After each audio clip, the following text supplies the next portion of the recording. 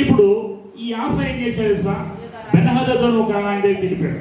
ఆయన దగ్గరికి వెళ్ళిపోయి వెండి బంగారం పంపించి, ఇదిగో నీ తండ్రి కాలంలో నా తండ్రి కాలంలో ఇద్దరం సంధి చేసుకున్నాం కాబట్టి నీవు నాకు సహాయం చేసి ఆ ఇశ్రాయేలు రాజు అయిన బయెషా వదిలి వెళ్ళిపోయేలాగా నాకు సహాయం చేయమన్నాడు. వెండి బంగారాలు కానుకలు పంపించాడు. నీకు ఒక్క విషయం అర్థమైందా? ఆశ ఏం చేశాడు? ఇప్పుడు తప్పు చేశాడు, రైట్ చేశాడా? ఏం చెప్పు చేశాడు? దేవుని ఆశ్రయించకుండా రాజును ఆశ్రయించాడు. గుర్తుపెట్టుకో. 35 ఏళ్ల క్రితం దేవుడు యుద్ధం కలిగేస్తే విజయం ఇచ్చాడు. ఇప్పుడు రాను రాను రాను రాను రాను రాను ఆశయం అయిపోయాడు. ఇంకా దేవుని మీద కొంచెం భక్తి తగ్గిపోయి సన్నగిలిపోయింది. సన్నగిలిపోయి మనుషులను ఆశ్రయించాడు, రాజును ఆశ్రయించుకో నీకు బంగారం వెండి పంపించాను. ఆ రాజు వచ్చి నా మీద దండెత్తి రామాలు కూర్చొని పట్టణం కనిపిస్తున్నాడు కాబట్టి నువ్వు ఎట్టి పరిస్థితుల్లో భంగం కలిగించి అని చెప్పేసి నన్ను అడిగితే ఏదైనా కొంత రాజ్యాన్ని తీసుకుని వెళ్ళిపోయి అతన్ని బయటికి పంపించేస్తే ఈ ఆశ ఏం చేస్తాడు? మళ్ళా ఆ కొన్న ఇటుకలు అక్కడ ఉన్నటువంటి ప్రకారాన్ని తెచ్చి మళ్ళీ ఇక్కడ పట్టణాలని కట్టిస్తారు. ఇప్పుడు జరిగింది ఏంటంటే, మొదటగా దేవుణ్ణి ఆశ్రయించిన ఆశ, దేవుని ఆశ్రయించి విజయం పొందుకున్న ఆశ కొంతకాలం గడిచిన తర్వాత సొంత నిర్ణయాలు తీసుకొని, నిన్న మన టైటిల్ పెట్టారు సొంత నిర్ణయాలు తీసుకోవడం ఆశరాజు ఎలాగా పడిపోయాడు.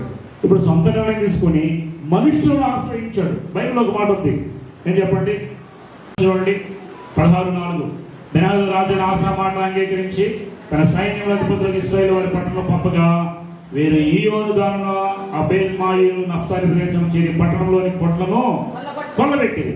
బయెషా దీని రామాను ప్రకారంగా కట్టించిన మానేసి తను చేయించిన పని చాలించి విడొచ్చి దాడి చేయగానే ఆయన ఏం చేసిన బయెషా విడిచిపెట్టి వెళ్ళిపోయాడు.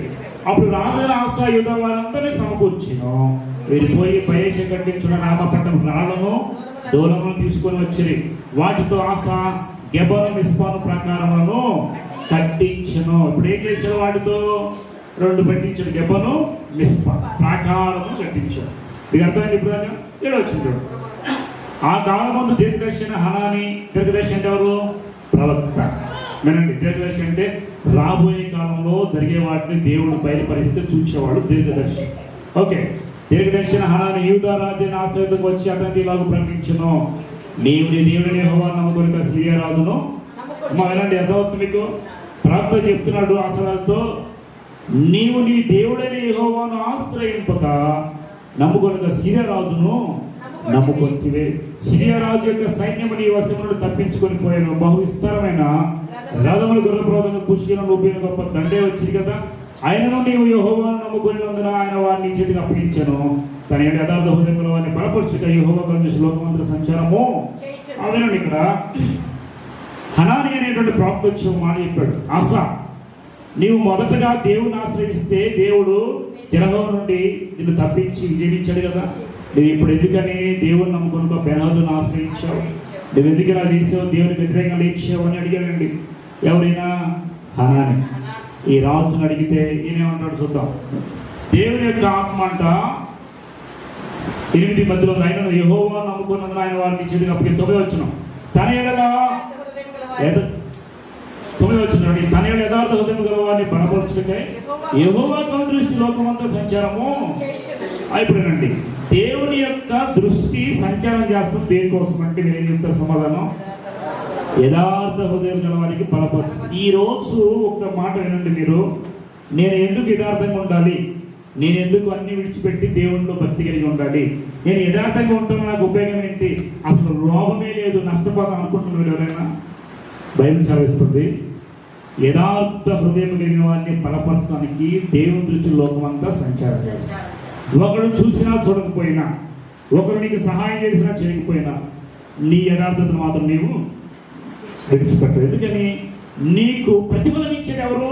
దేవుడు. నీవు యథార్థంగా ఉన్నంత మాత్రాన మనుషులను గుర్తించకపోవచ్చు. నువ్వు లంచం తీసుకున్నంత మాత్రాన నీకు ఆస్తి లేకపోవచ్చు.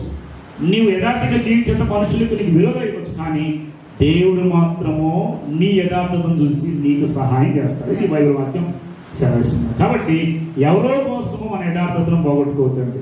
మీరు యథార్థంగా జీవించండి. లాభం లేదు ఈ రోజుల్లో, మంచి లేదు, చెడు చేస్తాను కాబట్టి మంచి జీవించే ఉపయోగం ఏంటి? నేను లోకంలో కలిసిపోతుంది అనుకోవద్దు. మీరు న్యాయంగా యథార్థంగా జీవించండి. దేవుని యొక్క దృష్టి నీ ఎందుకు వస్తుంది కాబట్టి నీకు ఖచ్చితంగా దేవుడు సహాయం చేస్తాడు. కాబట్టి యథార్థతను మాత్రం నీవు వదిలిపెట్టవద్దు. యోబు యథార్థ హృదయం అంటే వదిలిపెట్టాడు యథార్థతను ఎప్పుడైనా? యోబు యథార్థతను వదిలిపెట్టాడా? అన్ని పోగొట్టుకున్నాడు కానీ యథార్థతను మాత్రము విడవలేదు. తన భార్య వచ్చి దూషించు అని చెప్పిన యోబు తన యథార్థతను విడవలేదు. కాబట్టి యథార్థతకు ప్రతిఫలం ఇచ్చేది ఎవరు? దేవుడు. ఆయన నిలబడ్డాడు కాబట్టి, యథార్థంగా జీవించాడు కాబట్టి యోబును దేవుడు 200గా ఆశీర్వదించాడు. కాబట్టి యథార్థతను మాత్రం ఇప్పుడు విడిచిపెట్టవద్దు. కొన్ని విషయాలు నేర్చుకోండి. ఆశ విషయంలో ఆశ మొట్టమొదటి ఏం చేశాడు? దేవుణ్ణి ఆశ్రయించాడు, పాపాన్ని దేవత స్తంభాలని కూడా పడగొట్టాడు. కాబట్టి ప్రార్థన చేయగానే దేవుడు జవాబిచ్చాడు. రెండోసారి ఆశ ఏం చేశాడు? కష్టం రాగానే దేవుని ఆశ్రయించకుండా సిరియా రాజును ఆశ్రయించాడు బెనాదుని. ఆయన ఆశ్రయించినందువల్ల దేవునికి కోపము వచ్చేసింది. ఆయన చేసిన తప్పులు మీరు కూడా చేయొద్దు. ఒకవేళ మీరు యథార్థంగా జీవించకపోతే, మీరు యథార్థంగా జీవించండి, ప్రతిఫలం ఇచ్చేది మన దేవుడు మాత్రమే. తర్వాత ఎన్నో వచ్చామమ్మా? 10 వచ్చాము. ఇప్పుడు 9 వచ్చాము. తన ఏడు యథార్థ హృదయం గలవాన్ని బలపరచక యెహోవా సంతోషి లోకమంతా సంచారం చేయొచ్చును. ఈ విషయం అంతా నీవు మతి తప్పి ప్రవర్తించింది కనుక ఇది మొదలుకొని నీకు యుద్ధములే. అదవుతున్నా నీకు? మతి తప్పి ప్రవర్తించావు. మతి ఎందుకు తప్పింది? దేవుణ్ణి విడిచిపెట్టి మనుషులను ఆశ్రయిస్తే మతి తప్పి. నీకు సైన్యములకు అధిపతి యెహోవా తోడుగా ఉంటే నువ్వు ఆయన వైపు వెళ్ళకుండా మనుషులు అండ చూసుకున్నాయని ఒకసారి గుర్తుపెట్టుకోండి. మనుషులు అండ చూసుకుని మతి తప్పి ప్రవర్తించావు కాబట్టి ఇక మీద నీకు యుద్ధములే ఏం కలుగుతాయంట చెప్పండి? ఇక మీద నీకు యుద్ధములే కలుగును. ఆ దేవుని 10 వచ్చిన ఆ దేవుని దర్శనంలో ప్రకటించినందుకు ఆశాపడిని కోపగించి రోతను చూపి అతని బందీ గృహంలో. ఇప్పుడు చెప్పండి, ఆశ చేసిన 2 తప్పేంటి? ఎవరిని? దేవదర్శి అంటే ప్రాప్త పేరేంటి? హనాని వచ్చి ఆయన సరిచేస్తా చెప్తే నువ్వు నాకు చెప్పేవాడు అని చెప్పేసి కోపం వచ్చి ఆ ప్రవక్తను ఏం చేశారంట? బంధించాడు. ఈయన చేసిన 2 తప్పు. మొదటి తప్పేమో దేవుని ఆశ్రయించలేదు. 2 తప్పు ఏం చేశాడు? దేవుడు చేసిన ప్రవక్తను బంధించేశాడు, చెరసాలలో వేసాడు. ఇది కాక ఆ సమయం మంది ఆశ జనులు కొందరిని బాధపరిచాడు. 3 తప్పు ఏం చేశాడు? ప్రజలను బాధ పెట్టాడు. ఆశ చేసిన కార్యాలంటే గీత ఇశ్రాయేలు గ్రంథంలో రాయబడి ఉంది. ఆశ తన ఏలుబడి యందు 39వ సంవత్సరం, 36 సంవత్సరాలు బాగా పరిపాలించాడండి. ఇప్పుడు 3 సంవత్సరాల్లోనేమో ఇది జరిగింది. ఇప్పుడు 39వ సంవత్సరమున పాదములలో జబ్బు పుట్టి తాను బహు బాధపడినను దాని విషయంలో అతడు యెహోవా యొద్ద విచారణ చేయక వైద్యులను పట్టుకొనెను. అర్థమవుతుంది మీకు? ఇంకో తప్పు చేశాడు. ప్రవక్త అయిన దీర్ఘదర్శిని తీసుకెళ్లి బంధిస్తే ఇప్పుడు దేవుడు ఏం చేసడానికి? దేవుడు మొత్తాడండి. ఎవరిని? ఆశారాజు. ఆశారాజు న్యాయవంతుడా పాపం చేశాడా? న్యాయంగా ఉన్నాడా? న్యాయంగా ఉన్నాడు. దేవత స్తంభాలను పడగొట్టాడు, దేవుని యొక్క బలిపీఠాలు కట్టించాడు, దేవుని యొక్క యథార్థంగా బ్రతికాడు, 36 సంవత్సరాలు బ్రతికాడు. మధ్యలో తెగులు పుట్టిన తర్వాత మధ్య తగ్గి ప్రవర్తించాడు, మనుషులను ఆశ్రయించాడు, అడిగిన వాళ్ళని తీసుకెళ్ళి బందీ గృహంలో వేసాడు, ప్రజలను బాధ పెట్టాడు. ఇదంతా చూసిన దేవుడు ఆశాను మొత్తాడు. మొత్తం ఏమైందంటే 39వ సంవత్సరం పాదముల్లో జబ్బు పుట్టి తాను బహు బాధపడినను, బాధపడ్డాడండి, మామూలు బాధ, బహు బాధపడినను దాని విషయంలో అతను యెహోవా యొద్ద విచారణ చేయక వైద్యులను. నేను చెప్తాను, వైద్యులను పట్టుకుంటే తప్పంటారా? మీరు చెప్పండి. డాక్టర్ దగ్గర తప్పు కాదు. కానీ నేను ఒక పద్ధతి మర్చాడు. ప్రతిదాన్ని దేవుని దగ్గర అడిగేవాడు, దేవుని దగ్గర అడగలేదు, అది తప్పు. వైద్యులు పట్టుకోవడం తప్పు కాదు, కానీ దేవుణ్ణి మర్చిపోయాడు, అది తప్పు. నేను ఒక రాజు గుర్తు చేస్తాను, మీరు చెప్పండి. ఆయనకి మనకన్నా రోగం వచ్చింది, హిజ్కియా. దేవుని వెతికాడా? వైద్యులు వెతికాడా? ప్రవక్త చెప్పినదిగో నీవు మరణమైపోతున్నావు, నువ్వు బ్రతకవు, నీ ఇల్లు చక్కబెట్టుకో అంటే వెంటనే యెషయా హిజ్కియా ఏం చేస్తాడు? దేవుని తట్టు గోడ వైపు తిరిగి కన్నీటితో ప్రార్థన చేస్తాడు. అంటే రోగం రాగానే దేవుని వైపు చూసాడా? వైద్యుల వైపు చూసాడా? చూడండి, దేవుడు పెడితే దేవుని వైపు చూడాలి. దేవుని వైపు చూడగానే మరలా దేవుని వాక్కు యెషయాకు వచ్చింది, వెళ్ళిపో, 15 సంవత్సరాలు ఆయుష్ ఇచ్చాడు. ఈయనకి దేవుడు ఏమన్నా మాట్లాడేమని ఒక మొత్తి బలహీనత పెట్టాడు.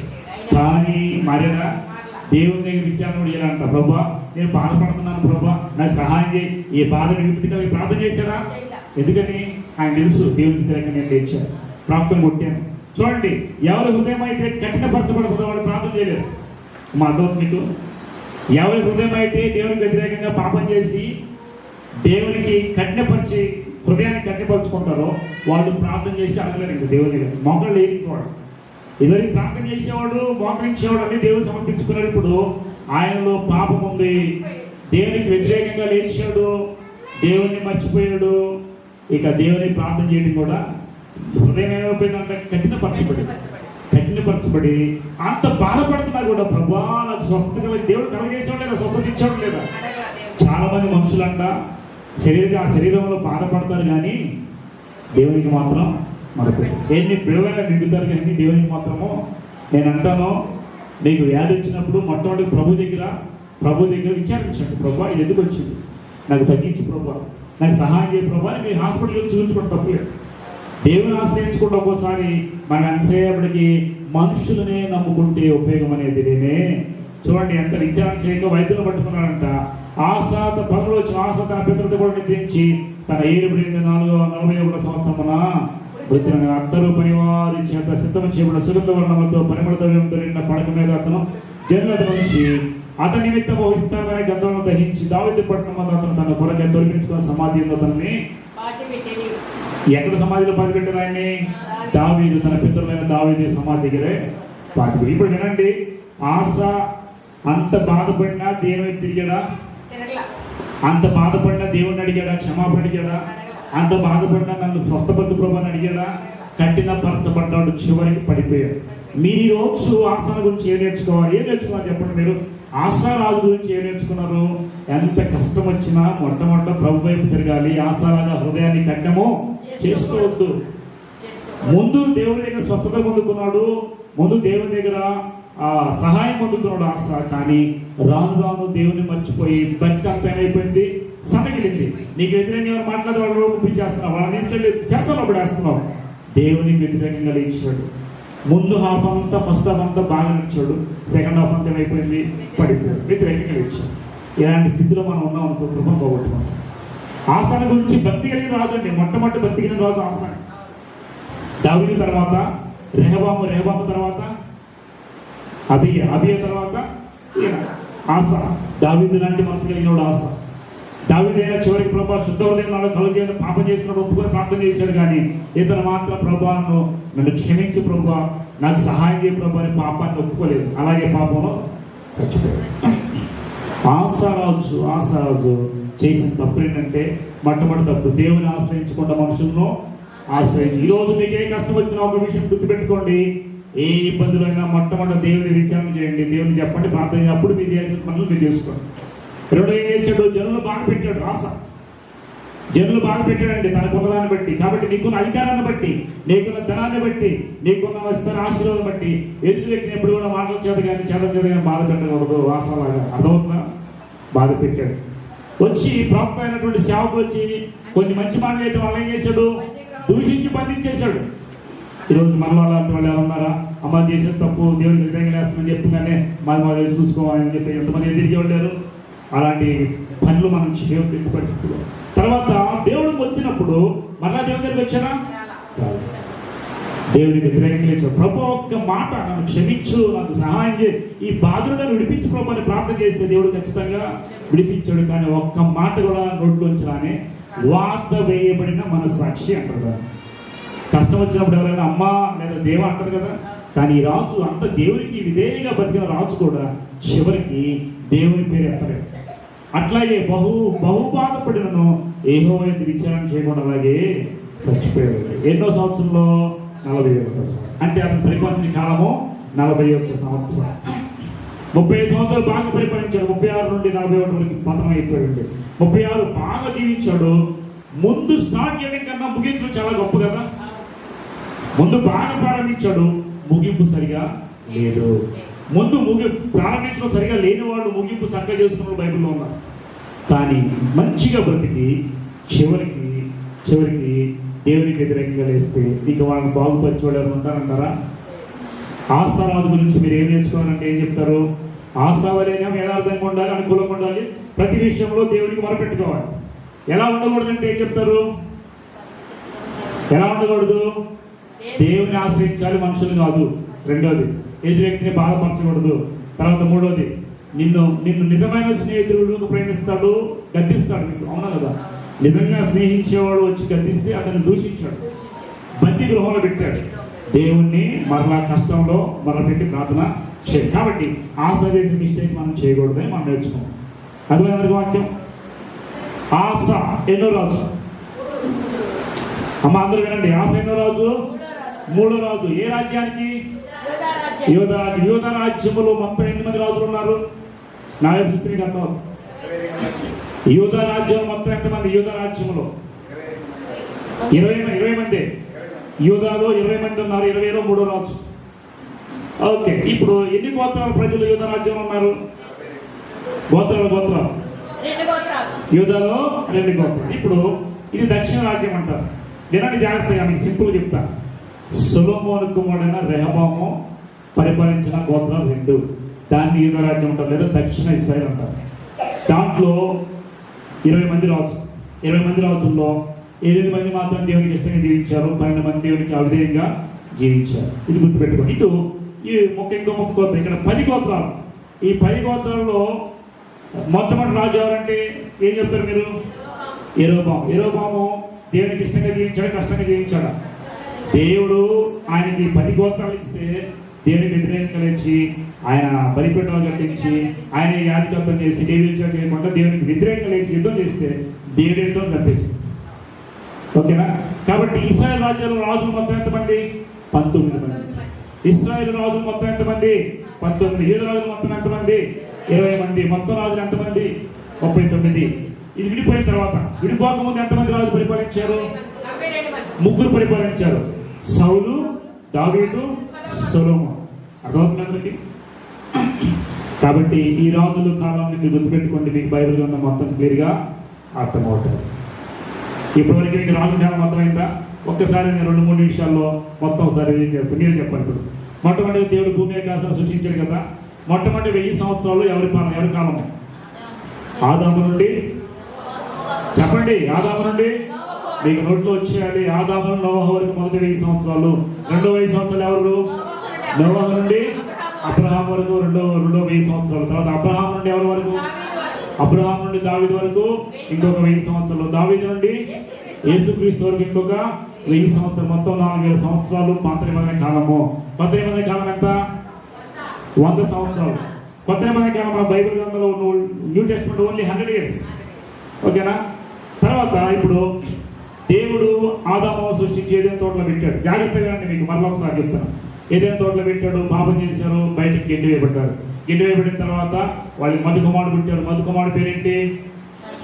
అవ్వాదాను పుట్టిన మధు కుమారుడు పేరేంటి? కయ్యను, హేబేలు. ఎవరు చంపారు? కయ్యను, హేబేలు చంపారు.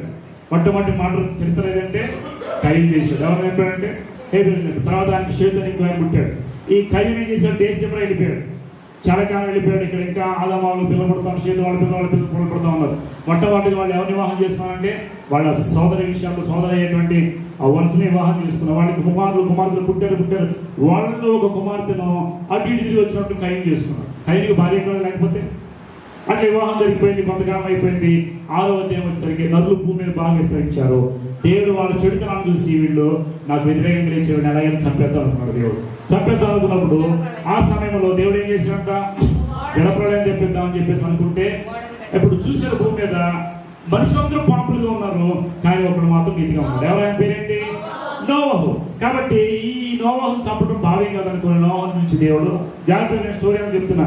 నోవహు నుంచి నోవహు నువ్వు ఒక ఓడ కట్టుకో, నేను మనుషులందరూ చంపేస్తాను, జాగ్రత్తగా ఓడ కట్టుకుంటే నీ కుటుంబాన్ని కాపాడుతాను, దీన్ని బట్టి భూమి మీద ఉన్న ప్రతి దాన్ని కూడా నీకు ఇస్తాను.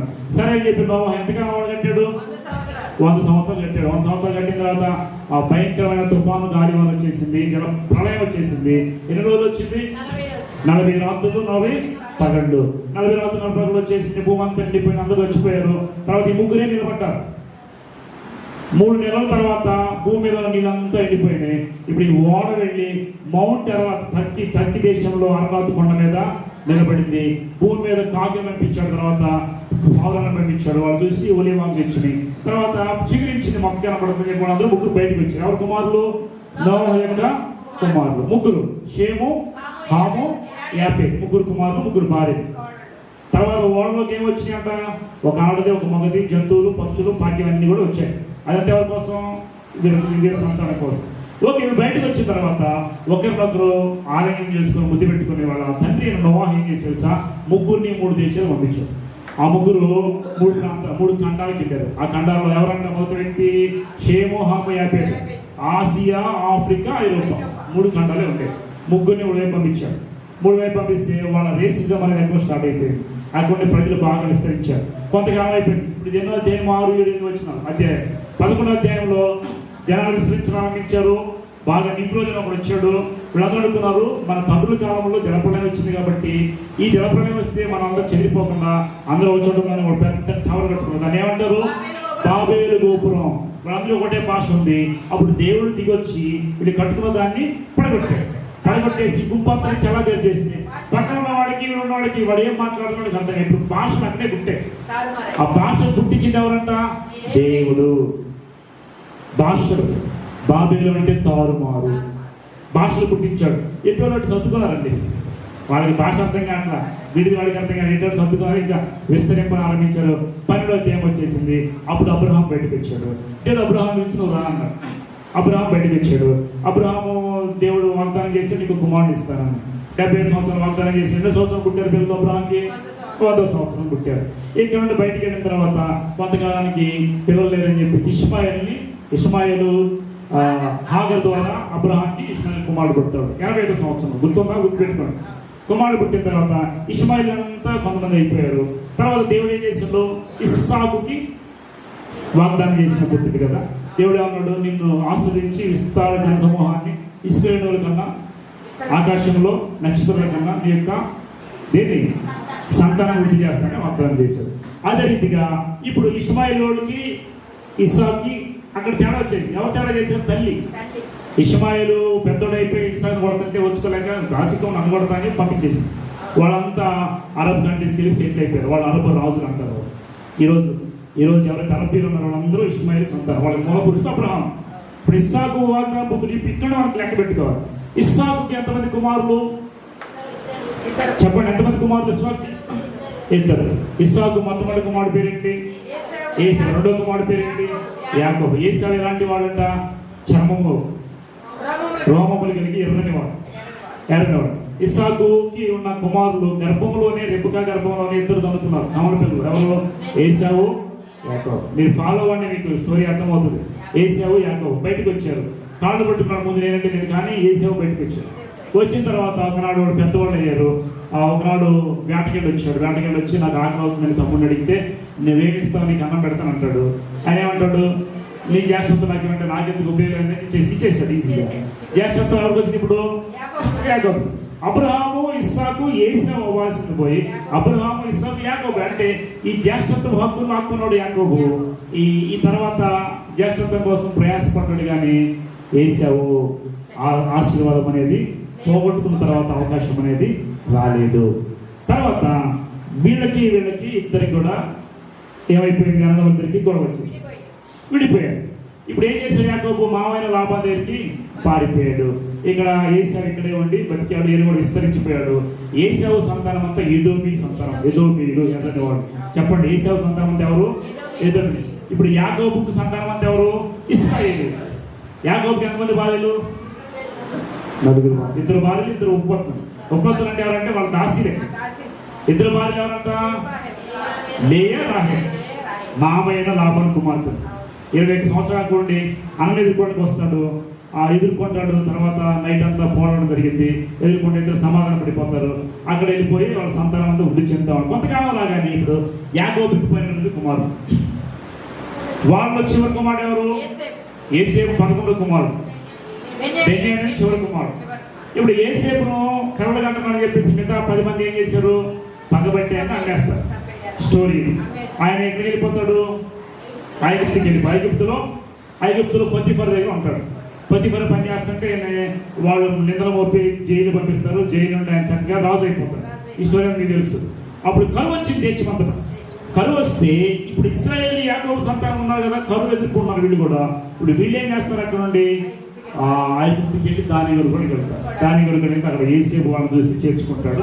చేర్చుకొని గుర్తుపెట్టి వాళ్ళని క్షమించి వాళ్ళందరినీ కరువు కారణం కాపాడాలని ఇజ్రాయేలు పుట్టిన కుమారులు 12 మంది ఉన్న కుమారులు మొత్తాన్ని తీసుకొచ్చి ఐగుప్తులో పెడతాడు. మొత్తం ఎంతమంది వచ్చారు?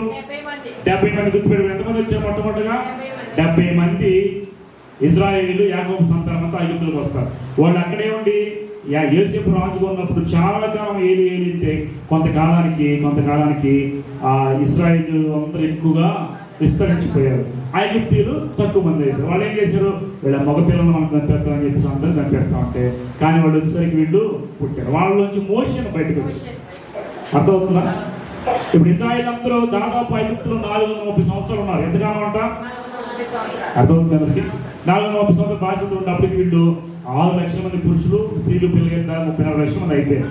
దేవునికి మొరపెట్టారు, ప్రభా వీళ్ళందరూ మమ్మల్ని బిడ్డియాకి చేపిస్తున్నారు ఐగుప్తు దేశంలో, కాబట్టి మమ్మల్ని బయట తీసుకెళ్ళి ప్రభావం మొరపెడితే మోషేని పుట్టించి మోషే ద్వారా దేవుడు ఇశ్రాయేలు అందరినీ బయటకు తెస్తాడు. 40 సంవత్సరాలు వారు అరణ్యయాత్ర చేసుకొని వస్తారు. వచ్చి ఎరుకో పట్టణం మీద సముద్రం దాటి వచ్చేస్తారు. సముద్రం దాటి వచ్చిన తర్వాత ఎరుకో పట్టణం యుద్ధానికి వెళ్ళి ఎరుకో గోడలన్నీ కూల్చేస్తారు. తెలుసుగా ఎరుకో గోడలు కూల్చేయండి.